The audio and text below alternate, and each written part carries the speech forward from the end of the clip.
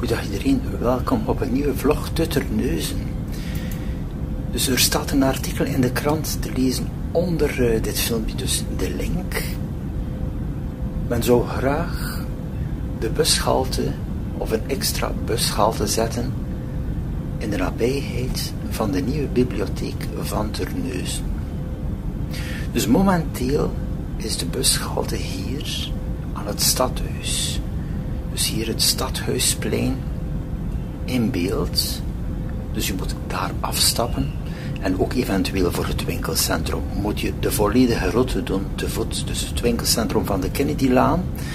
De huidige bibliotheek, dus locatie, is op amper enkele tientallen meters van de huidige bushalte. Dus hier aan de rechterkant heb je dan de bibliotheek, die zal verhuizen naar de Campagne. Dus waar is de Campagne?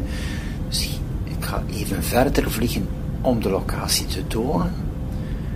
Dus je gaat via de Axelse Dam of eventueel een stuk van de binnenstad en daar het nieuwe appartementsgebouw is de Campagne met op het gelijksvloers dus de nieuwe bibliotheek die zal komen. Dus dit stuk,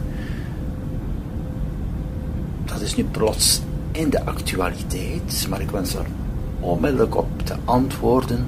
Het is al jaren dat de mensen geen openbaar vervoer hebben aan het winkelcentrum van de Kennedylaan. Dus nog even verder dan naar links ga je naar de Kennedylaan, een winkelcentrum. Dus iedereen kent de locatie met de Aldi, de Lidl, de Action en de andere handelszaken. Dus ik vind het toch wel wat vreemd aan de ene kant dat men nu zegt van we zullen het even onderzoeken als het mogelijk is. Op de eerste plaats hebben mensen openbaar vervoer nodig om hun boodschappen te kunnen doen aan de Kennedylaan. Punt 2. Er is geen openbaar vervoer in de woonwijk van Othene. Er is ook geen openbaar vervoer in de woonwijken rond Terneuzen. En ik kan zo verder gaan. Ik kan dan ook aansluitend de lijn 10 die via Terneuzen gaat naar Hulst via de dorpen. Daar is het idem.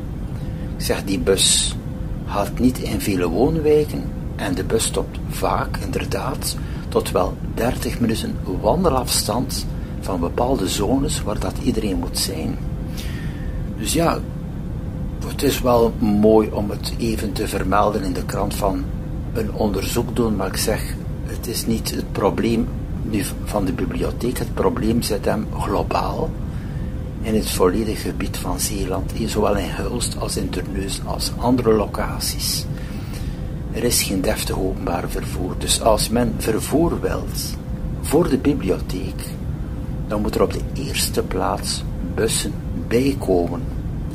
Het is ook onmogelijk voor deze bussen, ik heb het vroeger al gevraagd, van de extra haltes te voorzien. De reden is gewoon dat die bus